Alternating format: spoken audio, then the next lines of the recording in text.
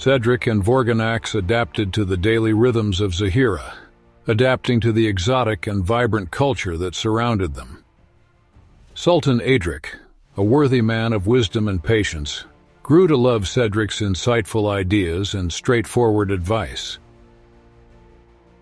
Despite Cedric's initial unfamiliarity with the complex governance of Zahira, he quickly learned the ropes, building on the fundamental training his father, Lord Alistair, had given him as a youth.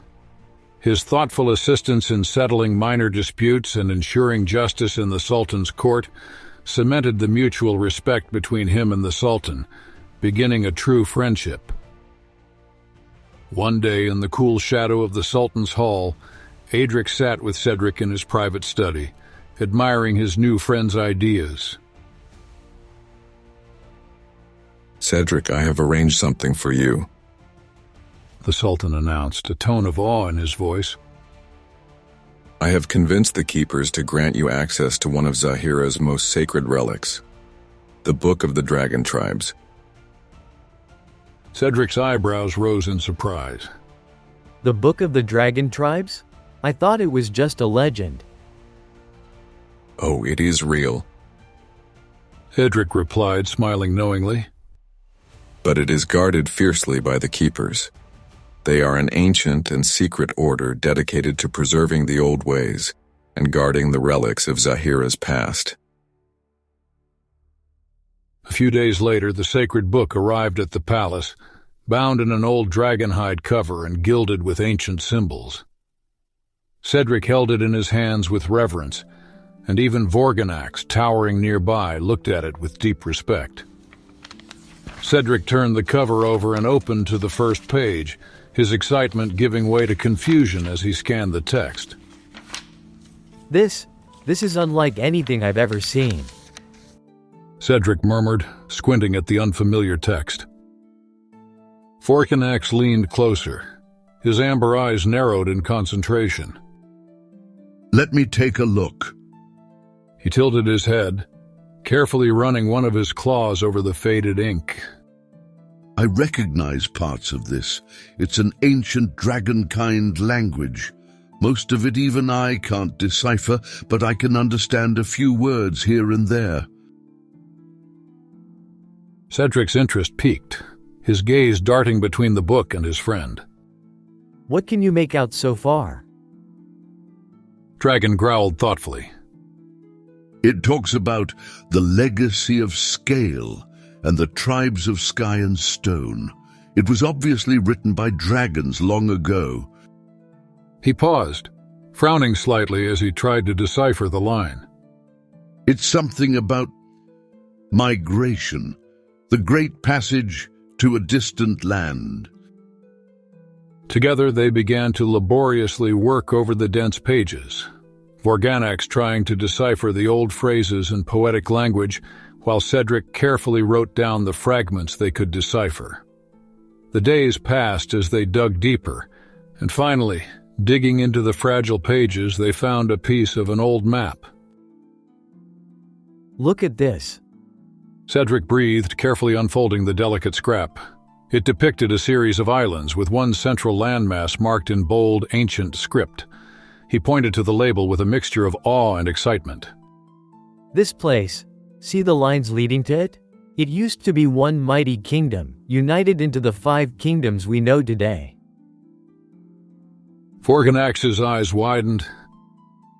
"This island, it is far from any known border and isolated, but according to these passages, it may have been a stronghold of the dragons and their allies when the tribes of sky and earth lived together. If there is anything left there, it may tell us what happened to the others." Knight nodded thoughtfully, studying the old map. "If this place holds the secrets of the dragons, it is no wonder no one here has heard of it.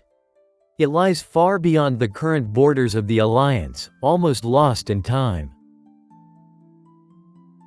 Cedric was walking down one of the palace's grand corridors, soaking up the light streaming through the arched windows, when he spotted Sultan Aedric approaching him. The Sultan's expression was a mix of anticipation and worry, his robes billowing behind him as he strode purposefully toward Cedric. Cedric, The Sultan greeted, extending his hand. how are things going with the book with Vorganax? Cedric bowed slightly and replied, We have made some progress. Vorganax has managed to decipher parts of it, and we have discovered a map pointing to lands beyond the 5 kingdoms. The Sultan's eyes lit up. A map beyond the 5 kingdoms, you say? Wonderful. Then the ancient dragon tribes may indeed have secrets hidden within those lands. His expression darkened. But there is one more matter I must bring to your attention. We have just received grave news. King Vidar Stormrider of Drakmor has struck at the northern trade routes. His soldiers have raided and plundered our caravans, those that carry goods to the 5 kingdoms. Cedric frowned in concern. This is grave news, Sultan. Indeed, Aedric nodded gravely. our forces are already depleted. Cedric, I know that you and Vorganax have your own tasks, but I must ask for your aid.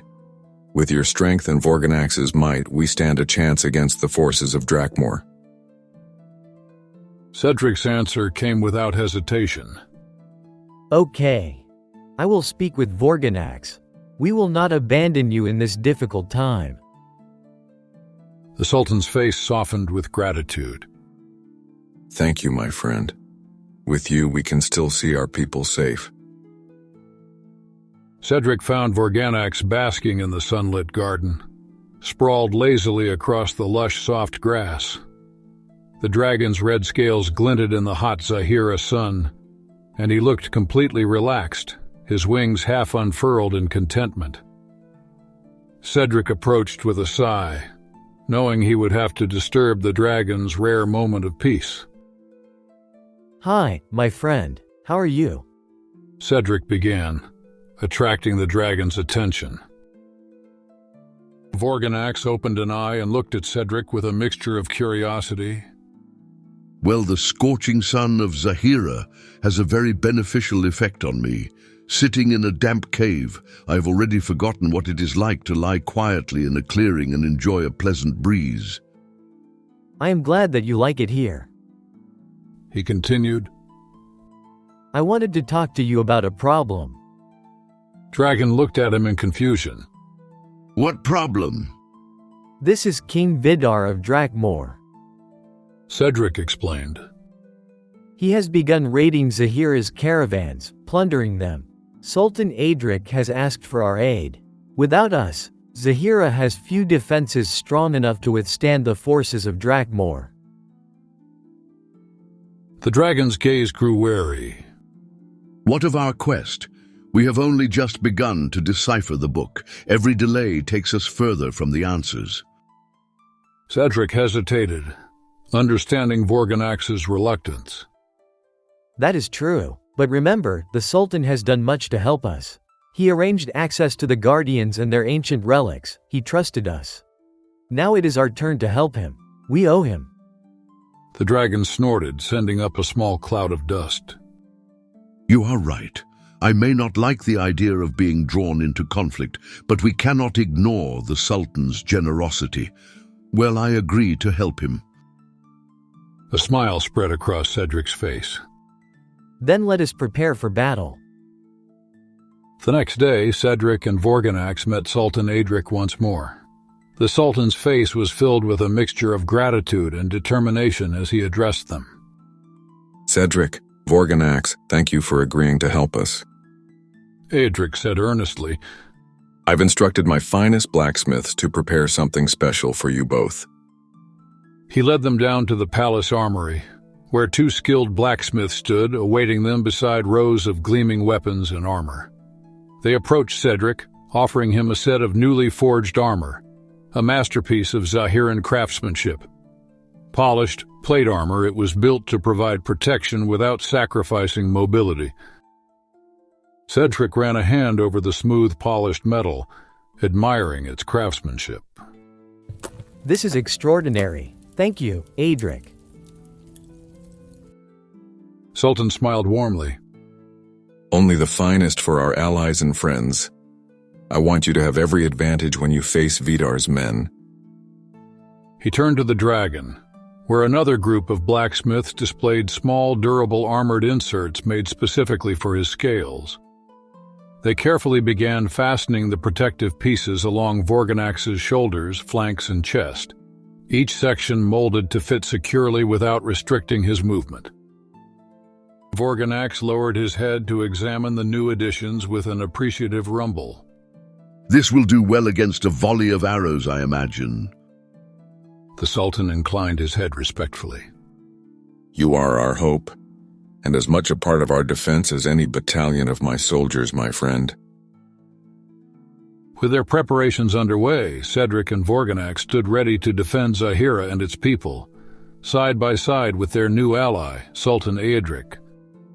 The battle ahead would be fierce, but together they felt the strength and purpose to face whatever came their way. The Sultan Aedric and his army, accompanied by Cedric and his trusted generals, rode out under the blazing desert sun. Along their journey, small detachments joined their ranks, loyal warriors from neighboring settlements who would fight to protect their homes. Vorganax flew ahead, his shadow skimming over the dunes as he scouted for signs of King Vidar Stormrider's advancing forces. By evening, they reached a village recently ravaged by Vidar's marauders. Smoke lingered in the air, and the people, though shaken, welcomed the Sultan's army with grateful eyes. Setting up camp on the edge of the village, they prepared for the battle that would greet the dawn. In the heart of the Sultan's camp, beneath the canvas roof of his command tent, the atmosphere was tense. The air hung heavy with the scent of oil lamps and the sweat of weary soldiers. Around a large wooden table strewn with maps and figurines representing troops, the Sultan's most trusted commanders and advisors gathered to plan their next move. The faint murmur of the camp outside was a reminder of the thousands of lives that depended on the decisions being made within these walls. One of the commanders, a grizzled veteran with a scar running across his cheek, stepped forward. He gestured toward the map with a weathered hand. Our spies report, he began, his voice gravelly, that King Vidar's forces outnumber us 2-1. His tone was somber, almost grim. At his words, the room erupted into a low murmur. Commanders exchanged uneasy glances, whispers of doubt rippling through the assembly. The prospect of facing such overwhelming numbers weighed heavily on them. The Sultan, seated at the head of the table, slowly rose to his feet. His dark eyes scanned the room, his expression hard as tempered steel. He raised a hand for silence, and the whispers ceased immediately. Quantity, he said, his voice firm and commanding, is not always the decisive factor on the battlefield. A sharp blade and a sharper mind can defeat the dullest of armies. What we need is not despair, but a plan. From the back of the tent, a voice spoke up. I have a plan. All eyes turned as Cedric stepped forward, his armor catching the flickering light of the oil lamps. His calm yet confident demeanor seemed to steady the unease in the room. He pointed to the map, to the hill upon which their camp was positioned. Listen. Cedric began, his voice clear. We are standing on high ground. Let them come to us. We'll force them to climb the hill and spend their strength. While they're bogged down, we'll rain arrows upon them. When their forces are fully committed to the uphill attack, Vorganax can strike from the rear. The chaos he creates will disrupt their formation and weaken their morale. That's when we'll launch our assault from the top, and I believe we can break them. The room fell silent for a moment, the commanders processing Cedric's proposal. Then the Sultan smiled, a rare sight that sent a ripple of confidence through those gathered. It seems, he said, that we have ourselves a strategist among us. I like this plan. Does anyone have objections? The advisors and commanders looked at one another, exchanging nods. No one spoke. The Sultan's voice carried an air of finality. Very well. We rest tonight, and with the first light of dawn, we prepare for battle. Post the maximum number of sentries. I don't want King Vidar surprising us under the cover of darkness. With a wave of his hand, the meeting was dismissed. The commanders filtered out of the tent, their murmurs now carrying notes of hope rather than despair. Cedric lingered a moment, catching the Sultan's gaze. I hope that tomorrow luck will be on our side, Cedric. The Sultan said, his tone softer now. Cedric bowed slightly. Let us hope it holds through tomorrow. As they exited the tent, the camp settled into preparation for the long night ahead. Fires flickered in the darkness, guards patrolled the perimeter, and soldiers whispered prayers to gods old and new. In the quiet solitude of his tent, Cedric fastened his medallion around his neck, knowing that tomorrow would test them all.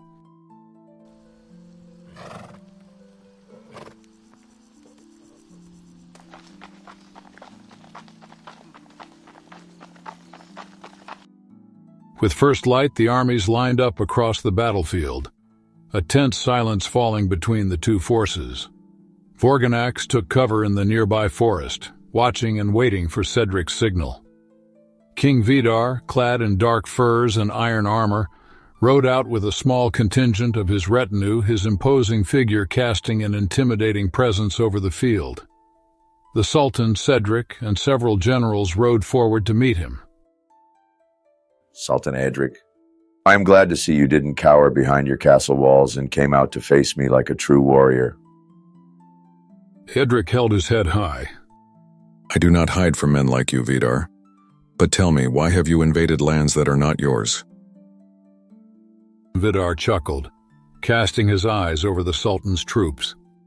You speak of lands, but all lands are only as valuable as the strength of those who defend them. I have you outnumbered, Sultan. Be wise. Give me the northern territories and return to your palace. Your people will be spared, and we all go home alive. The Sultan's face hardened, his gaze unwavering. I will give you nothing, Vidar. I suggest you turn back while you still can. Vidar's laughter echoed across the field. Fool, if it's a fight you want, a fight you'll have. He wheeled his horse around, his retinue following as they rode back to their lines.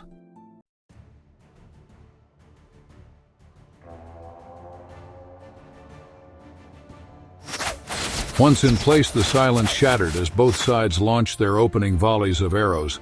Cedric's shield rattled as he raised it against the incoming storm of shafts.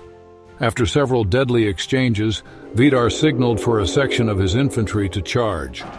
The ground shook as the heavily armed soldiers surged forward. Hold your line! One of Aedric's generals shouted. The Sultan's troops braced themselves for impact, and the two armies clashed with a deafening roar. Swords clanged, shields cracked, and the ground darkened with blood. Cedric fought tirelessly, keeping the line intact. Even as Vidar's troops gained the heights, they continued to advance, their superior numbers slowly pushing the Sultan's forces back. King Vidar, grinning with savage glee, signaled for the remainder of his infantry to press forward. The Sultan's army began to falter, slowly being forced back into a tightening ring of enemies. Aedric turned to Cedric, his expression grim. Contact Vorganax! He commanded. It's time. Cedric touched the medallion. Vorganax, we need you now. Break their lines. From the cover of the forest, Vorganax took to the sky with a thunderous roar, his massive wings casting a shadow over the battlefield. The sight of the dragon descending upon them sent a wave of panic through Vidar's troops. He unleashed a stream of fire that streaked across Vidar's rear ranks, and the archers took aim, but their arrows bounced harmlessly off the armored dragon.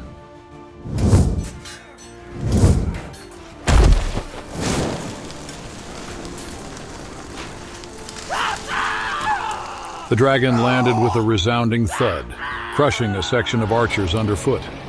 With a roar, he unleashed another torrent of flames, scorching the infantry who dared to rush him. He thrashed his tail, scattering soldiers left and right as he stomped through the ranks, fury blazing in his eyes. Vidar's soldiers, witnessing the devastation and their comrades' retreat, began to scatter in terror. Many dropped their weapons, fleeing wherever they could. Vidar himself, caught in the chaos, found his last defenders abandoning him. Surrounded, he raised his hands in surrender, casting one last look of defiance toward the Sultan. By midday, Sultan Aedric's army was victorious. Vidar, chained and defeated, was brought back to Sunspire as a prisoner of war. The city erupted in celebration, crowds pouring into the streets to welcome home the triumphant Sultan and his allies. Vorganax received tribute and offerings from grateful citizens, his fearsome display now a tale of legend among the people. Cedric and Aedric celebrated together, their bond solidified in battle. That evening, as the city glowed with lanterns and music filled the air, the Sultan approached Cedric, nodding in gratitude. You have earned my deepest gratitude, Cedric. We won today because of you and Vorganax, and we owe you a debt that we cannot repay. Cedric returned the Sultan's nod. It was an honor, Sultan Aedric. Let us hope this victory brings lasting peace to Zahira. Cedric leaned back, the light of the midday sun catching the emerald in his turban. His expression was measured, his voice calm but resolute. Vidar's fate has already been decided. His son, Prince Auric, has offered a ransom for his father's release. A hefty one, I might add. The Sultan paused, a flicker of thought crossing his face. I have agreed to the terms. Zahira has little to gain from keeping him here as a prisoner. Cedric raised a brow, the hint of a frown tugging at the corner of his mouth. Do you think that was wise? He asked. Vidar doesn't strike me as a man who learns his lessons easily. Cedric's lips curved into a faint smile, one touched with the wisdom of a ruler who had weathered countless storms.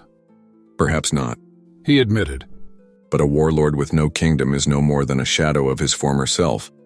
Zahira will be watchful, and Vidar knows that his son's coffers have been drained to secure his freedom.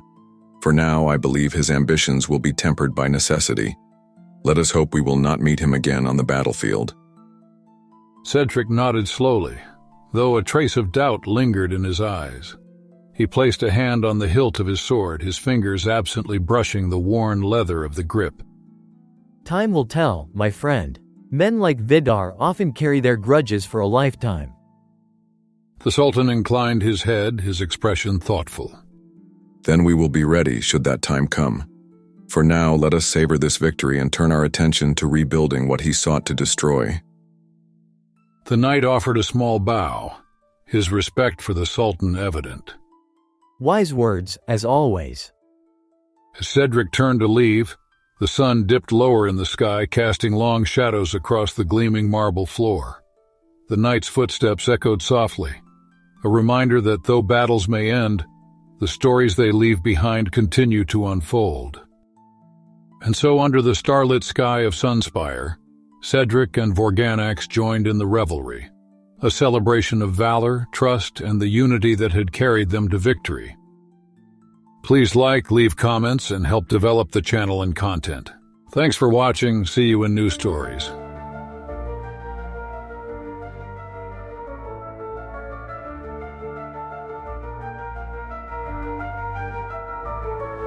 In armor bright she rides the field, blade in hand she shall not yield. With courage bold and heart of steel, she makes her mark on history's wheel.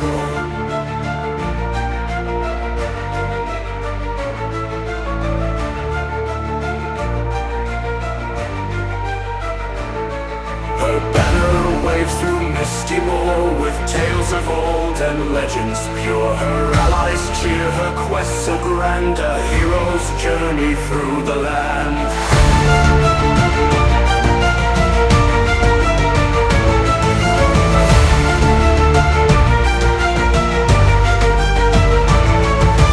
Raise the flag, let trumpets sound, her glory echoes all around. A warrior's song, a tale untold, a knightly saga brave and bold.